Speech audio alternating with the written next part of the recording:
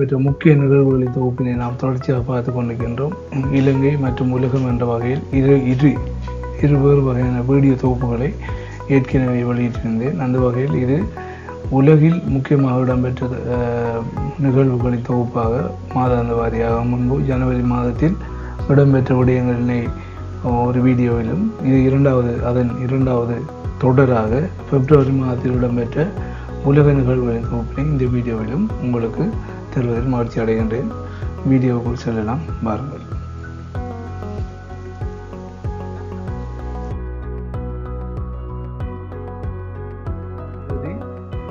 Mark நோப்லர், அதாவது பிரிட்டிஷின் இங்கிலாந்தின் பிரபலமான கிட்டாரிஸ்டும் பாடலாசிரியருமான மார்க் நோப்லரின் கிட்டார்கள் அனைத்தும் 11.27 மில்லியன் அமெரிக்க டாலர்களுக்கு ஏலத்தில் விற்பனை செய்யப்பட்டது. இது ஒரு இசைத்துறையில் இடம்பெற்ற ஒரு முக்கிய நிகழ்வாகவும் இவ்வருடத்தில் 2024 வருடத்தில் இடம்பெற்ற ஒரு வரலாற்று நிகழ்வாகவும் பதியப்பட்டிருக்கின்றது.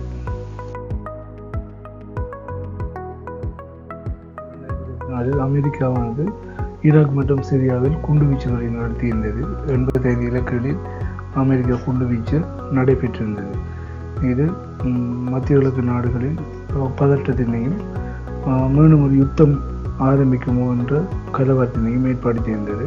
இது தொடர்பாக பிப்ரவரி மாதத்தில் அனைத்து சர்வதேச ஊடகங்களும் அதிக அளவிலான கவனத்தினையும் முக்கியத்துவத்தினையும் அளித்திருந்தன.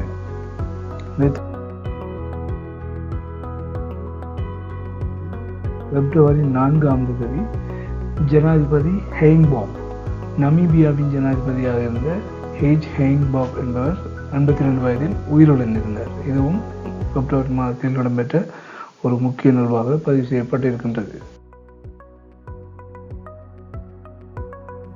4 சால்வடோர் பொதுத் தேர்தல் நடைபெற்றது. இப்பொதுத் தேர்தலில் நைப் புகேல் என்பவர் 80% அதிகமான வாக்குகளை பெற்று தேர்தலில் வெற்றி பெற்றிருந்தார். இதில் முக்கியமாக குறிப்பிட வேண்டிய இன்னொரு விடயம் என்னவென்றால், எல் சால்வடோரில் 1944 பிறகு இடம்பெற்ற தேர்ந்தெடுக்கப்பட்ட முதல் ஜனாதிபதியாக இவர் வரலாற்றில் இடம் பிடித்திருந்தார்.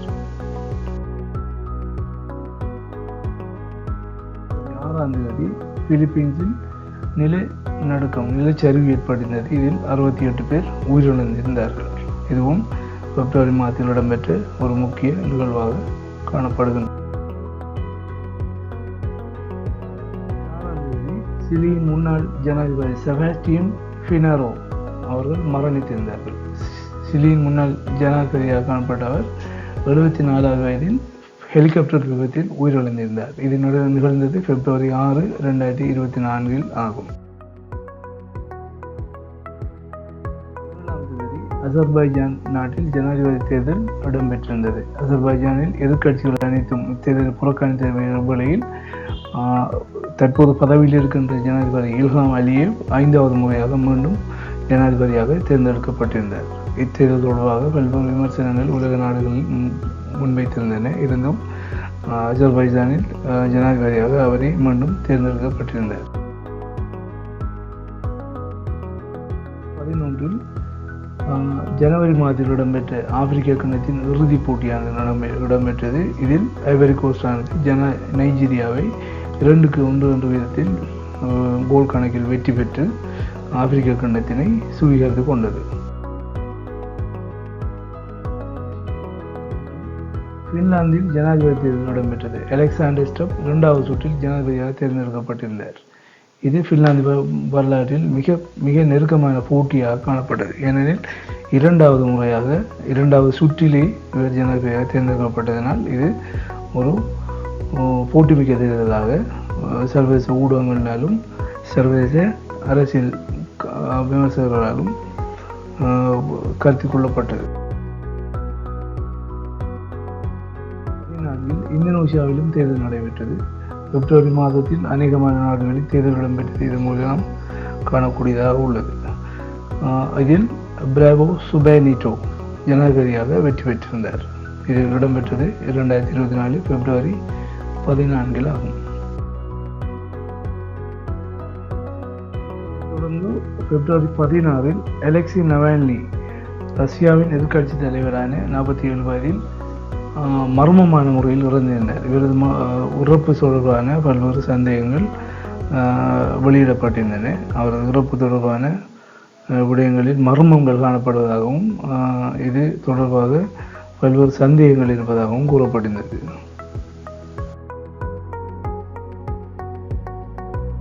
2ஆம் தேதி நோவாசி லேண்டர் எனும் விண்கலமானது சந்திரனை முதலாக தொட்ட வணிக நோக்கங்களுக்கு முதலாக சந்திரன் இறங்கிய முதலாவது விண்கலமாக வரலாற்றில் இடம்பெற்றிருந்தது. இது இடம்பெற்றது 2024 பிப்ரவரி 22 ஆகும். பிப்ரவரி 28 ஹைட்டி அரசு சிறையிலிருந்து சிறைவாசிகள் அல்லது கைதிகள் பல தப்பியதால் அந்நாடானது அவசர நிலையை அறிவித்திருந்தது.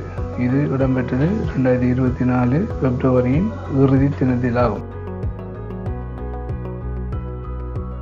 பிப்ரவரி 29 இஸ்ரேல் இராணுவம் காசா நகரில் 100க்கும் மேற்பட்ட பொதுமக்களை கொன்று குவித்திருந்தது. இது இந்த இம்மாதத்தில் இடம்பெற்ற முக்கிய நிகழ்வுகளாக தொகுத்து தரப்பட்டுள்ளது. பிப்ரவரி மாதத்தில் இடம்பெற்ற நிகழ்வுகளை தொகுப்புகளை இதுவரைக்கும் நீங்கள் பார்த்துருப்பீங்க. இதை தொடர்ந்து நாம் மார்ச் மாதத்தில் இடம்பெற்ற நிகழ்வுகளோட தொகுப்புகளை அடுத்த ஒரு வீடியோவில் பார்க்கலாம். வீடியோவை பலரும் பார்த்துக்கிறீங்க. ஆனால் சப்ஸ்கிரைப் செய்தவர்கள் எண்ணிக்கை மிக குறைவாக இருக்குது. எனவே தொடர்ச்சியாக ஊக்கமளிக்கும் வகையில் எல்லோரும் சப்ஸ்கிரைப் செய்து நிகழ்ச்சியை பார்க்கணும். இந்த வீடியோவை பார்க்க மற்றது இது போட்டி பரீட்சைகளுக்கு தயார்படுகின்ற மாணவர்கள் தயாராகின்றவர்களுக்காக இந்த வீடியோவானது தயாரிக்கப்பட்டு அளிக்கப்படுகின்றது. எனவே அவ்வாறான இருந்தால் அவர்கள் பயன்பெறும் வகையில் இந்த வீடியோவை அவர்களுக்கும் ஷேர் செய்து நன்மையடைய உதவி செய்யும்.